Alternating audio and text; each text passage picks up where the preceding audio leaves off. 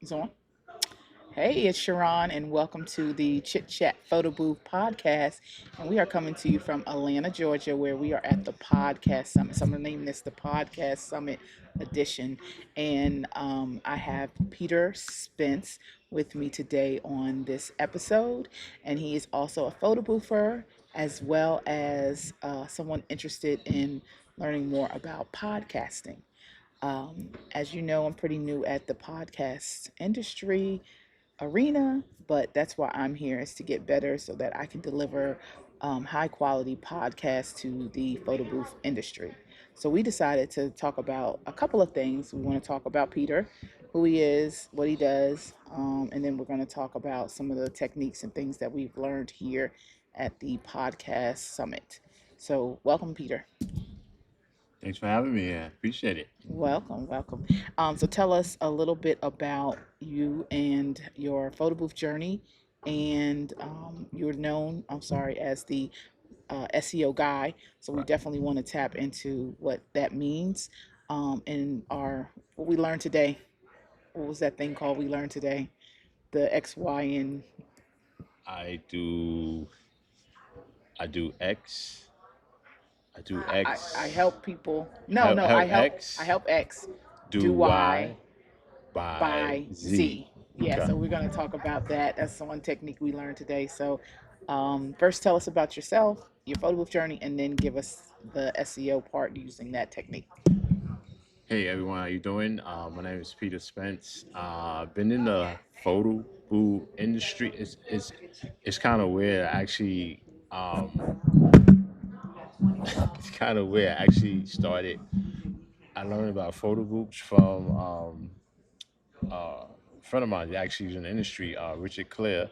At the time, we both was doing airbrush tattoos, and that was pretty cool. We'd go to events, just like photo booth events. Go to events and airbrush the tattoos on people's arms, on the leg, etc., etc.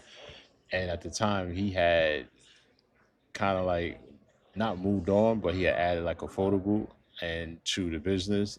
And I used to get like uh, different things from him. We used to, just constantly talk about the industry and everything. And I think at the time he was doing like custom graphics. Like if somebody wanted like a custom airbrush thing, I could go to him and he could create it. And he introduced me to a photo booth. And I was like, "What's that?" And um, I actually ended up buying one of his photo booths that he had. It was kind of like like the three box type. It was a Road DSLR. case, like it was a road case. It's kind of like a roll case, yes, and it was like three tiers, like one box, two box, and then the third box. And I still got the computer. It's a 21-inch, Lord, 21-inch computer that goes in the front screen was it on the touchscreen? touch screen. You put it in, and I was using Breeze. Was it Breeze? Yeah, using Mm-hmm. Breeze. I didn't set up anything. He set it up for me, and did events like that. That's how it started out. It was real cool. So it was just What year is that? Did you say? oh my god, it's like 2015, 2016 maybe. Wow, wow. Let's bring this So down a little bit. so so it's kind of cool to see how I had how that big you know I actually you could travel. I think I had a Cherokee. No, I had a Ford Explorer, Yeah. and I used to carry it in the back seat and carry it, transport it like that. It was actually kind of funny to see that, and now with like the digital booths where you can just fold up and carry. So much easier to carry. Yeah. And what would you say your market is? What's your niche when it comes to photo booths? What's your go to client? Where do you shine? So I think for me, I like doing school events. I like proms. Weddings are okay. I don't like.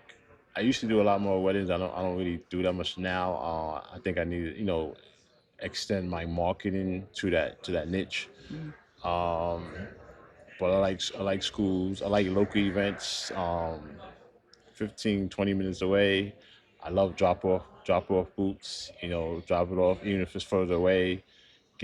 Sit outside, get on my computer, do some marketing, do some other work or whatever. and then come back in and get it and just be out. So I love it. I think that's genius. I really like the drop off groups. Um, and you're in the New York City market. Correct. Um, do you feel like New York City is oversaturated, or do you feel like, because you've been around a number of years, how has the industry changed from the time you started to now? Um, I don't know if it's over. Well, I think there's a lot more competition that's out there. Especially when the pandemic happened and the 360 boots start spinning on Rebel spins and now with Amazon. So I think there's a lot of competition out there.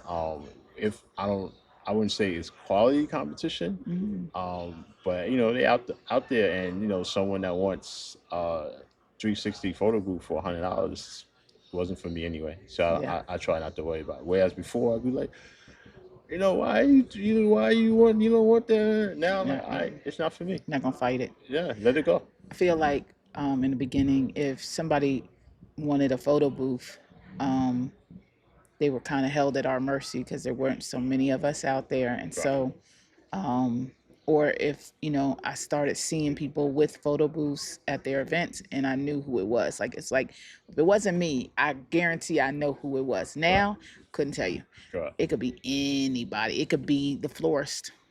Yeah. It could be people that aren't like heavily engaged with the photo booth industry, but just have one.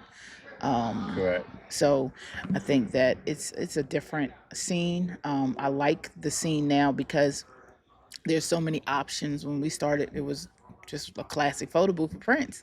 Correct. So now, even though people have different ways to uh, capture memories, whether they're doing video messaging, photo booth, 360, AI, like we all do different things. And so I feel like we have a better opportunity to um, get clients to know, like, and trust us because we Yep. can be experts in different areas of the industry.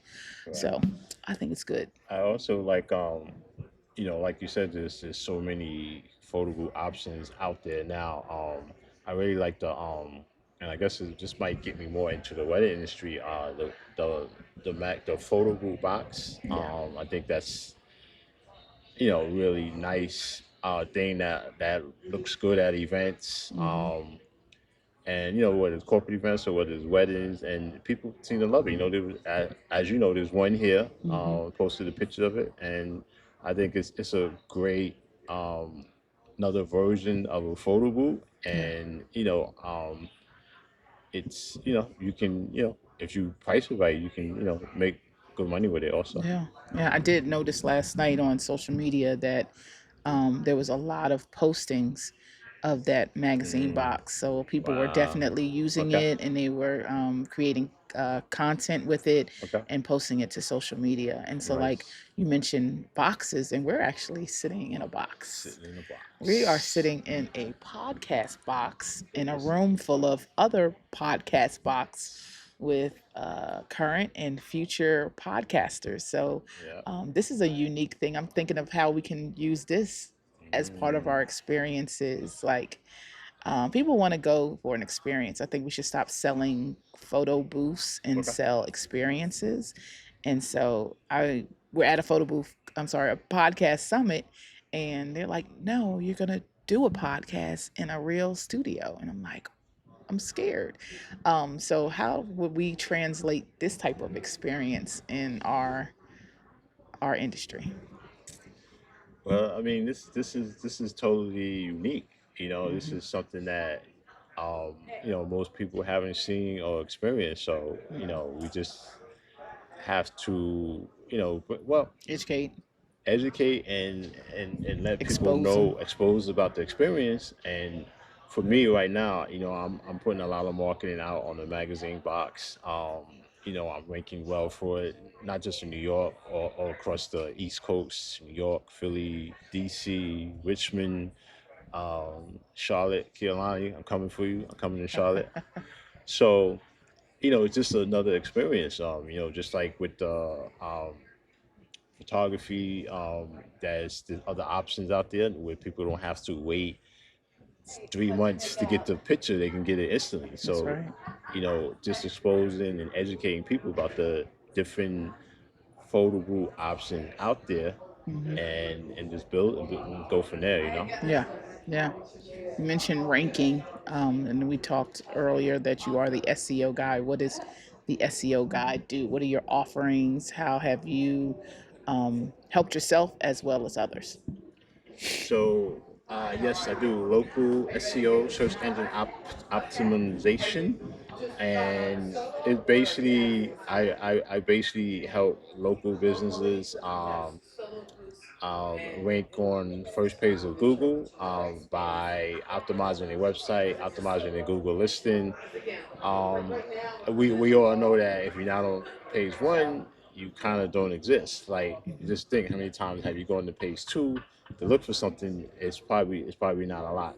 So, I'm training SEO field in a bunch of groups and studies where I train and updated on with AI. With AI, stuff is changing all the time. Yeah.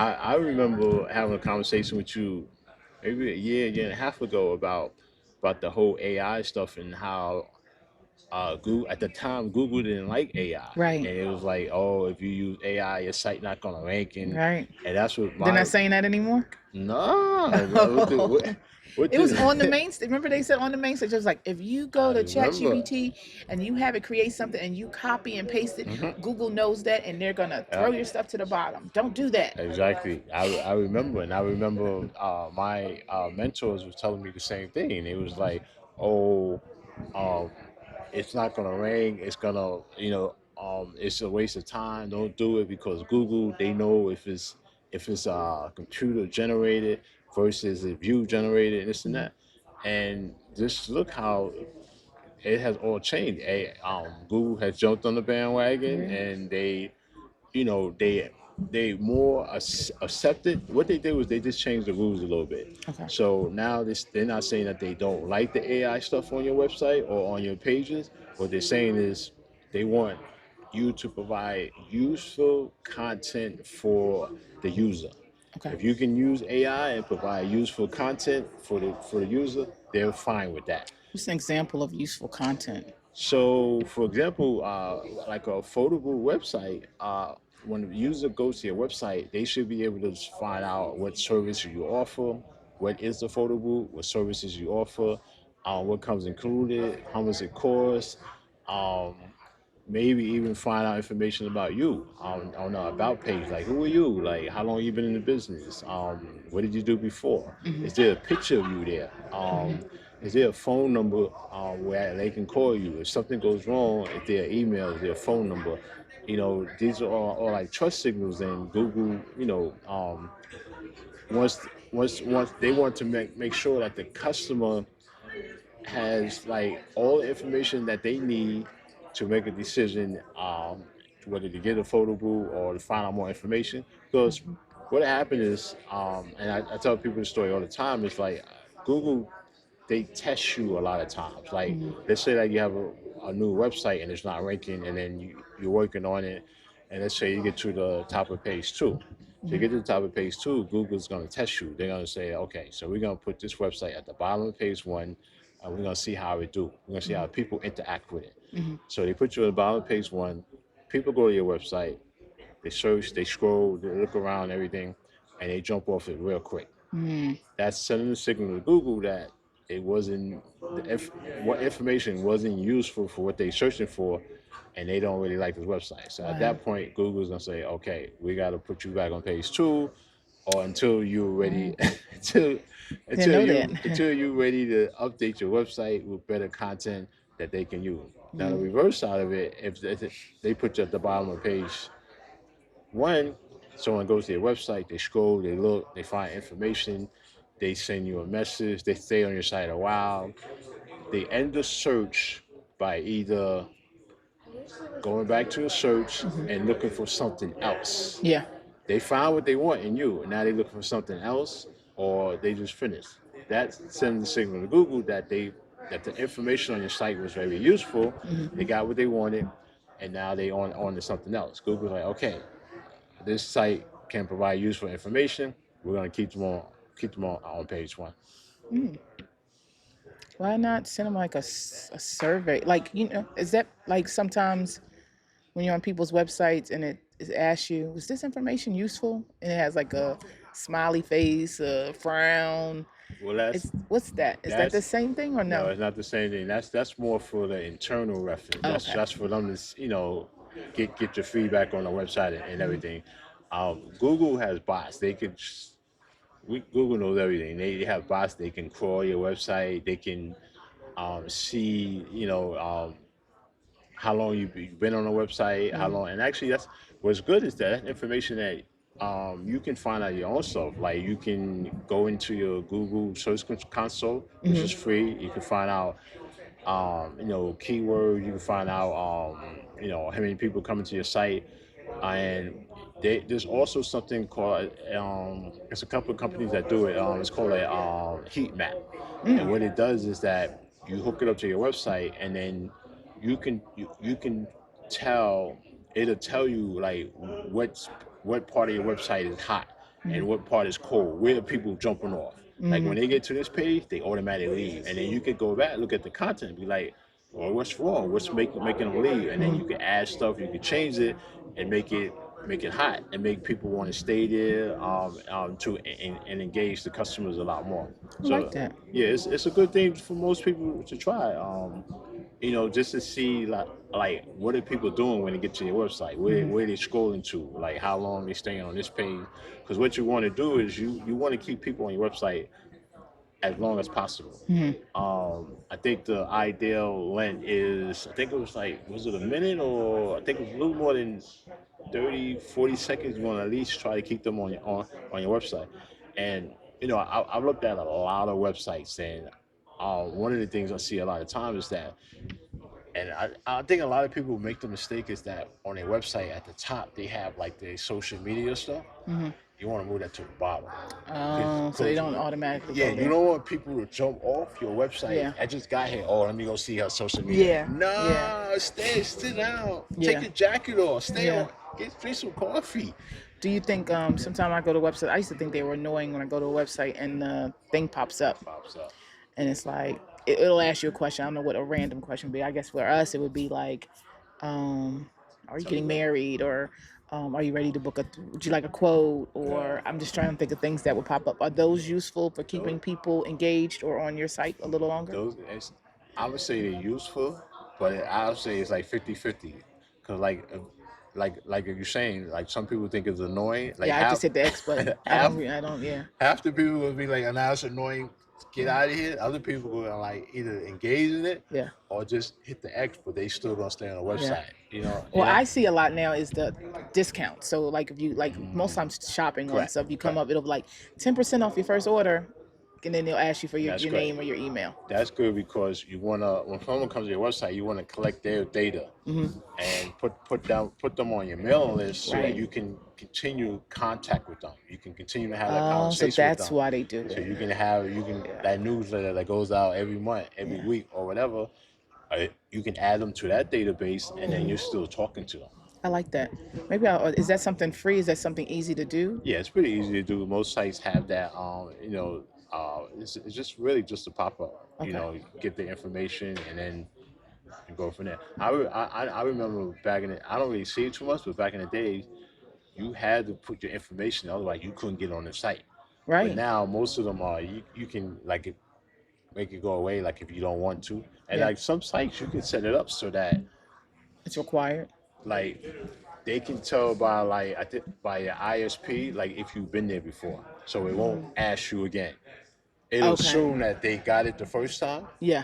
and then it won't keep popping up like annoying you, like that. Yes. So So what is the well, who is your ideal client? What is the best way, or what way do you start working with people when it comes to SEO? Do you strongly focus on, because you told me what your XYZ is. You said local businesses. Do you mainly focus on photo booth, or it could be any business? It could be any type of business. It could be a brick and mortar. Talking to a guy here that sells popcorn in Tennessee. I was talking to him about different questions and everything. He was like, "Well, what do you do? You must do like some marketing." I could tell by the question you asked me. And I Yeah. was like, "Yeah," and like that. So like I was just walking around talking to the vendors.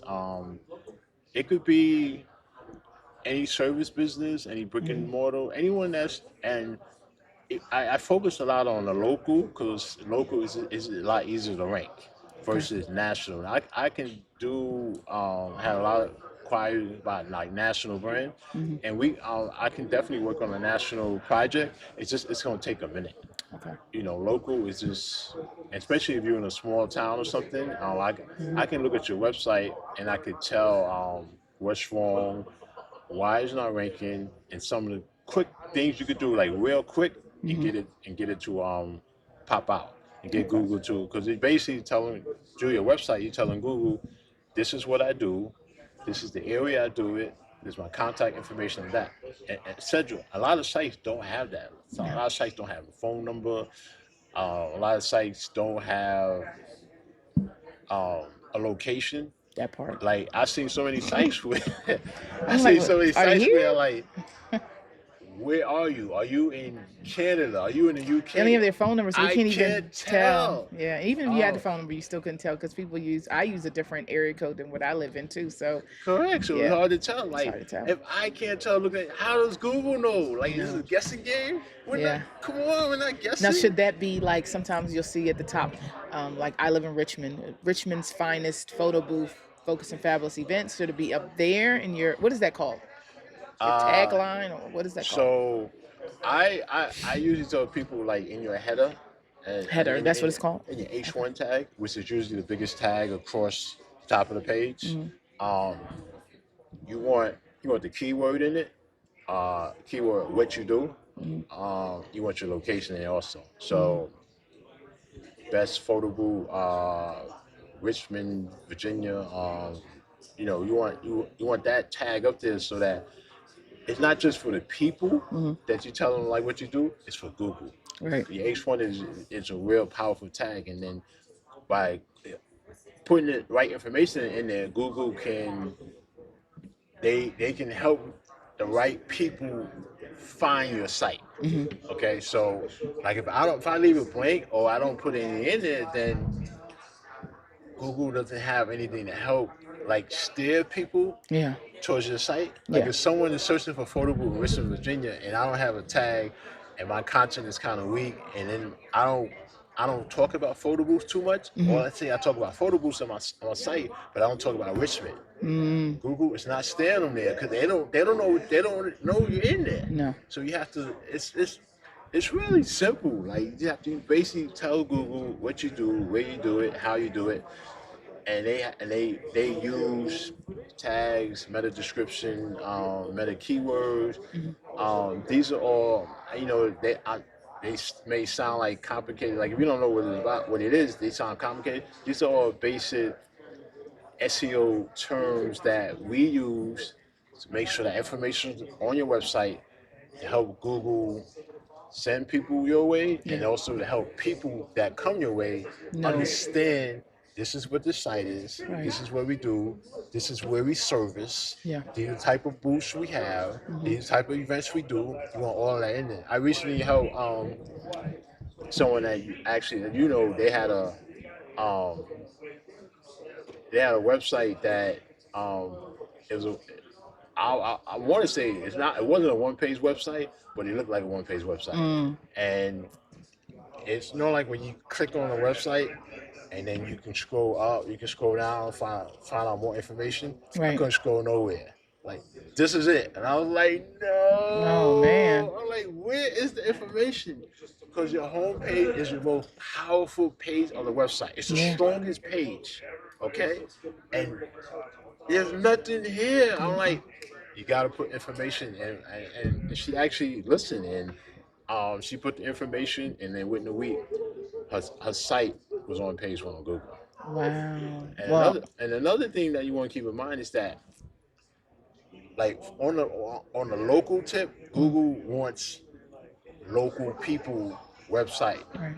on page one. Like on a lot of sites, like on some Cities. areas, some cities, you see like the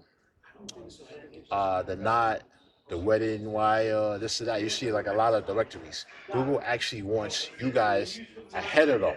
Mm, Of course, you're local. mhm, You're right there, so it wants them ahead of you. But if your site is not giving information and not helping, they won't. They just won't put it there. You mhm. know. So you have to help Google, and you have to help yourself with that.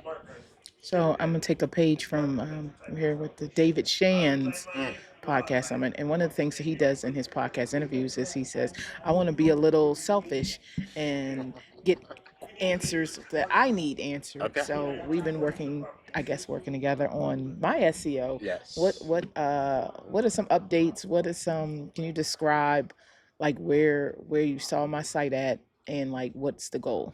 Okay. So, um, I your website, actually you have one website. Your Google list. I'm sorry, your Google business listing for Richmond, Virginia. Hmm.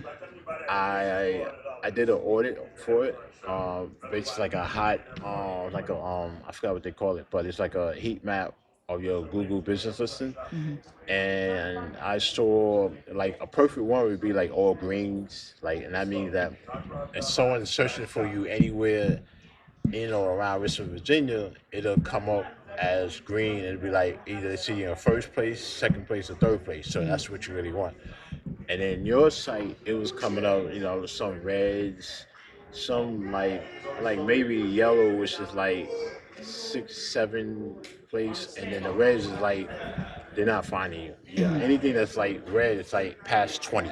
Mm. And with the Google business, Past 20, page 20 or not page 20, but page 20, the 28 listings. oh, okay, Cause got it. like on the Google, usually in most cities on the Google business listing, Hmm.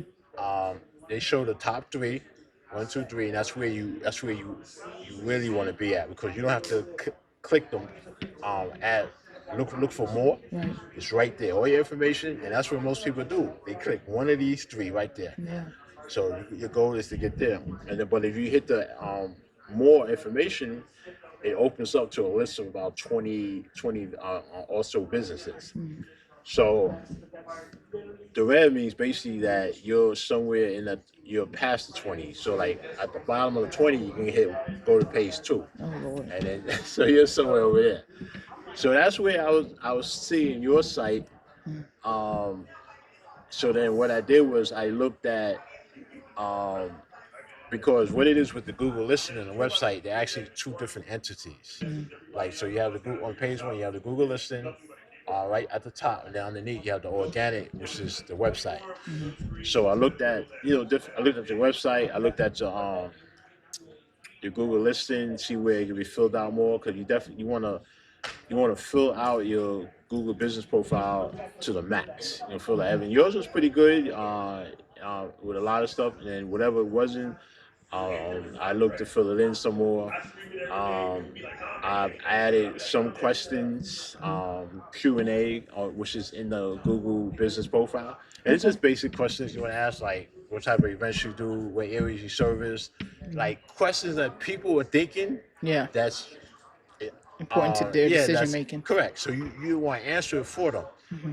It was, most people will kind of don't really understand it, because they like, so you want me to ask the question? You want me to answer the question? Yes, that's what Yes. they want. It's weird, but that's what you do. So I added some of that, and I did that. I'm doing it slowly, Yeah. like one or two questions a week, and then I go back, I answer it, and then I think of some more questions, so Hmm. that, and the point behind that is that you want your Google listings to be, like you said, it's fully everything's answered. It's just so much information there, Hmm. so that when they look at your listing versus someone else, Hmm. they're like, well, she has a little more information, and and maybe they can find an answer or just feel comfortable, Right. pick up the phone and call you versus Right. someone else.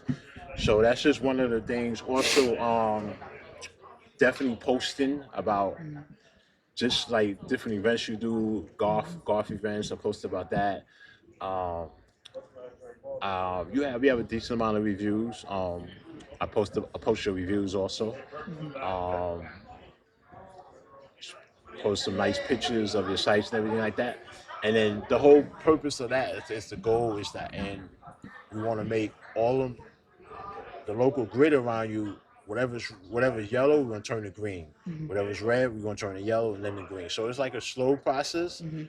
Um, it's a slow process to show that anyone in Richmond in a certain area surrounding Richmond, when they search for photo booth, we want them to see your listing in either the one, two, or three, Okay. and that's where it's going to be like all grand. Okay. So that's the project we're working on right now. Yeah, and like I said, it's a slow process. So Yeah. people, what's a general time frame you tell people when you start to work with them to kind of expect to see some changes? So I usually tell people, especially like with the website, with the Google Business Listing, it to me it's a little slower than the website, because with the Hmm. website you can kind of like speed it up a little bit, Hmm. because I can look at your website, see you have no headers, see you don't have enough content on your page, Hmm. get that done, get the headers done, and then I can look at the competition and be like, oh, it's not really that much competition. If you do just the basic stuff, like wherever you're at, if you're on page three, you're probably gonna pop to page two. You may even go pop to page one Wow. soon after that.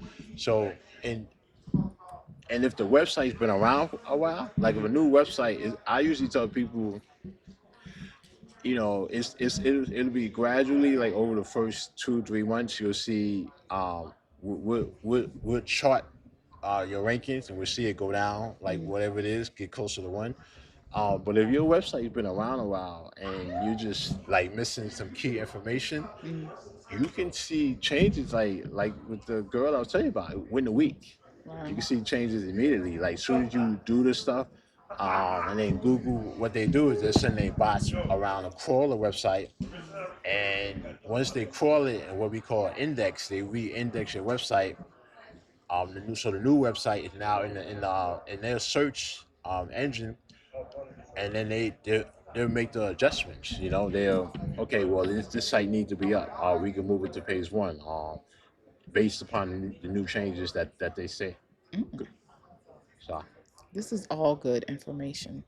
How do people get in touch with you? They want to work with you, whether it's through your photo booth company or your SEO. well, if they're in Chit Chat, I am in Chit Chat. They can find me there. I'm on Facebook. Um, I'm on um, Instagram. Hmm. Not strong, but I'm on Instagram. Hmm. They can call me 917-293-7893. They can call or text, ask me questions, and we can go from there. Nice. And what about for your photo booth? What's your company? How do people reach out? For the photo booth business, they can reach me, website, New York's NYFPB.com, stands for New York's finest photo booth company. No, I'm not a police officer, never been a police officer, but that's the name of the company. And they can also reach me at 917-293-7893. All right. Well, I like this. This is, what did you think of this podcast booth studio? I think this is so cool. It's really It's neat. like a little party. Yeah, yeah. So we'll take some pictures and I'll try to put them in the what do you call that thing? The thumbnail. Okay. So I'll take some pictures and we'll put it in the thumbnail so you guys can kind of see what this is. But thank you for doing our first episode together. Yay! All right, so you got it. You hit finish.